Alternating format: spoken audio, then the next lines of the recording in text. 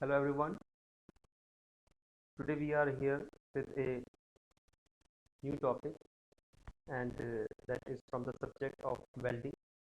This is me, Kapil Kumar, and this is about me.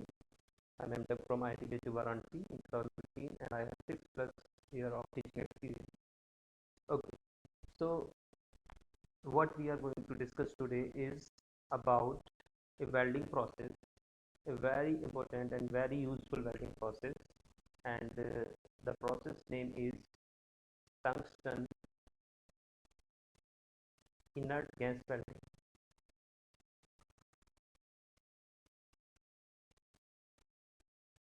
Okay. So in this short video of 10 to 15 minutes, we will try to discuss about the concept of this process and what are the features of this process, where where we can apply this process, the application, and few more things. Okay, so let's start.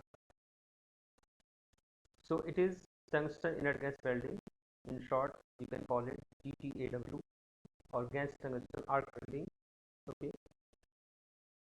and it has several names, like it is also known as tungsten inert gas stick welding in most European countries, and in Germany it is known by the name WIG, Wolfram inert gas, and the original name or the trade name of this process is known as ergonarc or Haliarc welding in some of the countries. Okay, so these are all the names of this very useful, you can say, very useful and a very unique process, the tungsten inert gas welding. Okay, and the heat generated by an arc which is maintained between the workpiece and a non-consumable tungsten electrode. Okay, so here we are finding many things about this process. Non-consumable tungsten electrode. Okay, so what is that non-consumable tungsten electrode?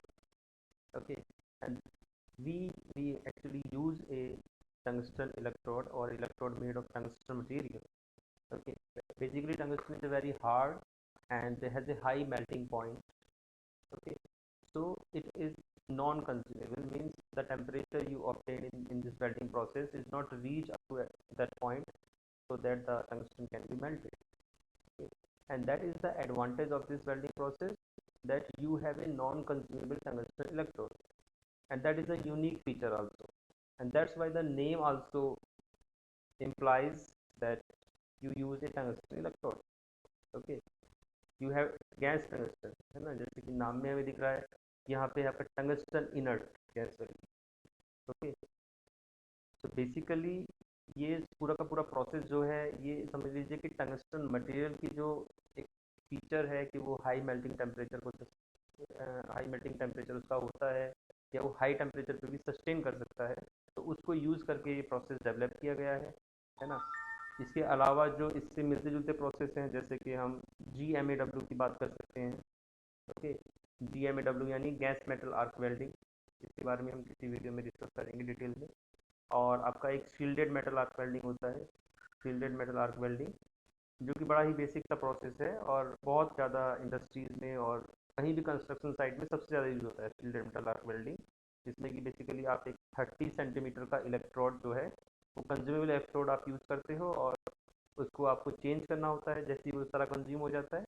Coated electrode basically इसमें use होता है. Okay, तो ये तीनों process काफ़ी मिलते जुलते हैं, है ना. और जो बेसिक डिफरेंस है टंगस्टन इनर्ट गैस या गैस टंगस्टन आर्क वेल्डिंग का, वो यही है कि यहाँ पे एक non consumable tungsten electrode use हो रहा है. ठीक है, और बाकी के जितने भी प्रोसेस हैं, चाहे वो GMAW हो, चाहे वो SMA हो, और चाहे वो SAW यानी इसको हम सबमर्ज आर्क वेल्डिंग प्रोसेस बोलते हैं, वहाँ पे जितना भी आपका इलेक्ट्रोड यूज हो रहा है वो सारा का सारा कंज्यूमेबल इलेक्ट्रोड यूज हो रहा है, यानी कि सारा इलेक्ट्रोड ही कंज्यूम होगा आपका. ओके, यहाँ पे जो इलेक्ट्रोड है दैट इज नॉन कंज्यूमेबल, और वो किस मटेरियल का बना हुआ है, टंगस्टन का मटेरियल का बना हुआ है. ठीक है, तो ये बहुत ही बेसिक सी बातें हैं इस वेल्डिंग प्रोसेस के बारे में, जो आपको जरूर पता होनी चाहिए, है ना. अगर आपसे कोई भी पूछ रहा है टंगस्टन गैस वेल्डिंग के बारे में, तो आपको एटलीस्ट इतना पता होना चाहिए that the tungsten material is used and an electrode and the electrode is non consumable। Okay, उसके बाद कुछ और पॉइंट्स क्या हैं कि यहाँ पे जो हम आर्क क्रिएट करते हैं, ठीक है, अब आर्क कैसे क्रिएट होती है, थोड़ा सा हम डायग्राम पे आते हैं। ठीक है, ये इसका फिगर है। ठीक है, ये सिर्फ हम जो जहाँ पे हमारा वर्किंग हो रहा है वो वाला फिगर हमने दिखाया है, बाकी का जो वेल्डिंग मशीन है तो उसको हम अभी पिक्चर में नहीं लेकर आए हैं। ठीक है, जो हमारी आर्क क्रिएट हो रही है वो हमारे tungsten electrode, that is your tungsten electrode, और वर्क पीस के बीच में क्रिएट हो रही है, that is your workpiece. ठीक है, ये आपकी आर्क है ना। आर्क की आपकी शेप होती है ऐसी, इस तरह की बेल, जैसे घंटी की शेप, उस तरह की शेप होती है हमारी आर्क की। ओके, तो ये टंगस्टन इलेक्ट्रोड और इस वर्कपीस के बीच में आर्क क्रिएट हो रही है। तो टंगस्टन का इलेक्ट्रोड अगर आप फिगर को ध्यान से देखें तो ये एंड से आपका कैसा है, पिन पॉइंटेड है। ठीक है, तो ये पिन पॉइंटेड ही बनाया जाता है जानबूझ के। इससे क्या होता है कि पेनिट्रेशन आपका बढ़ जाता है। ओके, मतलब जितना ज़्यादा ये पिन पॉइंटेड होगा उतना ज़्यादा आपका पेनिट्रेशन मिलेगा, या जो आर्क की जो मीन्स एनर्जी डेंसिटी है वो या इंटेंसिटी है वो उतनी ही ज़्यादा होगी।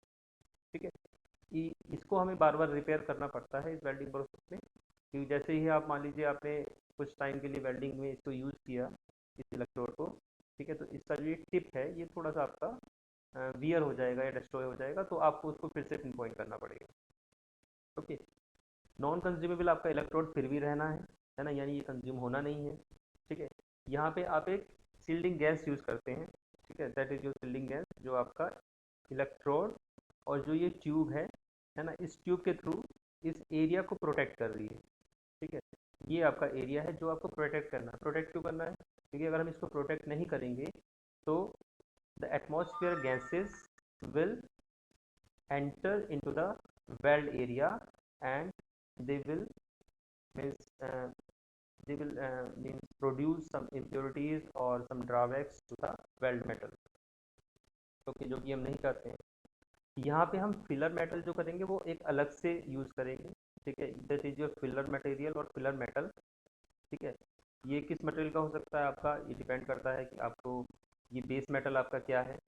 okay, if base metal is steel you can also use the steel material, if base metal is aluminum you can use the aluminum or aluminum alloys। okay, अब दूसरी बात याद है कि यहाँ पे आर्क कैसे क्रिएट हो रही है। ठीक है, तो यहाँ पे क्या है, अब देखिए ये हमने सिर्फ जो हमारा जहाँ पे आर्क क्रिएट हो रही है वो डायग्राम पे हम फोकस कर रहे हैं, है ना। लेकिन यहाँ पे मान लीजिए हमारी वेल्डिंग मशीन है, that is your welding machine, और उसमें अगर हम डायरेक्ट करंट सप्लाई दे रहे हैं तो एक पॉजिटिव और एक निगेटिव होगा। ठीक है, और आर्क क्रिएट करने के लिए हमें अच्छे से पता है कि हमें एक पोल को वर्क पीस से कनेक्ट करना पड़ेगा, ठीक है, और एक पोल को इलेक्ट्रोड से कनेक्ट करना पड़ेगा। ठीक है, अब यहाँ पे एक बेसिक बात समझने वाली ये है कि हमें पॉजिटिव और नेगेटिव में से कौन सा पोल वर्क पीस से और कौन सा पोल इलेक्ट्रोड से कनेक्ट करना है। ठीक है, तो इसके लिए क्या है आपको ध्यान रखना है कि क्योंकि हमारा जो इलेक्ट्रोड है वो नॉन कंज्यूमेबल है। ओके, अब मान लीजिए ये आपका इलेक्ट्रोड है, this is your electrode and this is your work. Okay, तो जैसे ही आप इनको पॉजिटिव नेगेटिव बनाते हो, ठीक है, अब मान लीजिए 2 मिनट के लिए मैंने इसको पॉजिटिव बना दिया इलेक्ट्रोड, और अगर मैंने इलेक्ट्रोड को पॉजिटिव बनाया है इसका मतलब क्या, वर्क पीस को नेगेटिव बनाया है।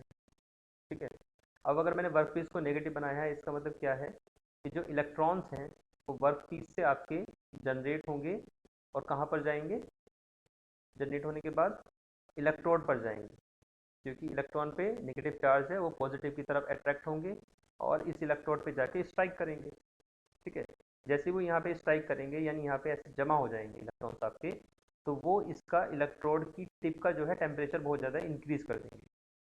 अगर इसकी टिप का टेम्परेचर ज़्यादा इंक्रीज होगा तो ये चांसेस बढ़ जाएंगे कि आपका इलेक्ट्रोड मेल्ट हो। ठीक है, तो इसका मतलब हम समझ गए हैं कि अगर हमें नॉन कंज्यूमेबल इलेक्ट्रोड लेना है, okay, if you want to make the electrode non consumable, तो वहाँ पे ये कंडीशन हो जाती है कि हमें इलेक्ट्रोड को नेगेटिव बनाना पड़ेगा, यानी इलेक्ट्रोड को हमें कैथोड बनाना पड़ेगा। ठीक है, जब हम इलेक्ट्रोड को कैथोड बनाएंगे तो इलेक्ट्रोड से आपके इलेक्ट्रॉन्स जो जनरेट होंगे they will move towards the workpiece, the positive workpiece, and they will increase the temperature of this area where you are going to make the weld. ठीक है, क्योंकि आपका फिलर मेटल भी यहीं पर है। ओके, हमें यहाँ का टेम्परेचर तो बढ़ाना नहीं है, हम तो ये चाहते हैं कि यहाँ से जो हीट है वो जल्दी जल्दी यहाँ से डिसिपेट हो and it will reach to the workpiece और द वेल्ड एरिया जहाँ पे हमें उसको वेल्ड करना है। ओके, तो ये इतना सा कॉन्सेप्ट है, इसलिए हम यहाँ पे जो इलेक्ट्रोड है उसको हमेशा कैथोड बनाते हैं, ठीक है, और वर्क पीस को एनोड बनाते हैं। ओके, उसके बाद फिलर मेटल यूज़ करना है तो यूज़ करेंगे, कुछ वेल्डिंग प्रोसेस में फिलर मेटल यूज़ नहीं भी करना पड़ सकता है तो नहीं करेंगे। ठीक है, बाकी सील्डिंग गैस यूज़ हम कर रहे हैं और इस तरह से ये मूव करेगा, इधर से इधर मूव कर रहा है तो ये आपका वेल्ड बनता जा रहा है इस तरह से। ठीक है, in this way we will obtain the weld. ठीक है, वेल्डिंग के साथ साथ हम इसको हार्ड फेसिंग में और जो वेल्डिंग अलाइड प्रोसेस है वहाँ पे भी यूज़ कर सकते हैं। अब देखते हैं कुछ यूनिक फीचर्स इस वेल्डिंग प्रोसेस की क्या है। ओके, सो एक तो ये है, it is conducted in A chemically inert atmosphere, है ना, यहाँ पे एटमॉस्फेयर इनर्ट होना चाहिए। तो जो इनर्ट गैस हम यूज़ करते हैं ज़्यादातर यहाँ पे वो आर्गन या फिर नियोन यूज़ करते हैं, ठीक है, जो कि इनर्ट गैस, इसलिए इसको टंगस्टन इनर्ट गैस वेल्डिंग भी बोलते हैं, क्योंकि यहाँ पे हम एक इनर्ट गैस को यूज़ करेंगे। ओके, फिर एक ये है कि इसका जो आर्क डेंसिटी है दैट इज़ हाई, तो मैंने पहले भी जिक्र किया था, ये यहाँ पे आर्क एनर्जी डेंसिटी है that is relatively high compare to the other welding process, and the process is very controllable, ठीक है, बहुत ही इसको ईजिली कंट्रोल कर सकते हैं using the means controlling the welding parameters like current, voltage, welding speed. ठीक है, these are all the means controlling parameter for the welding process, for any welding process. Joint quality is very high, ठीक है, that's why this welding process is used in most of the precise work, ठीक है, क्योंकि यहाँ पे joint quality बहुत high होती है।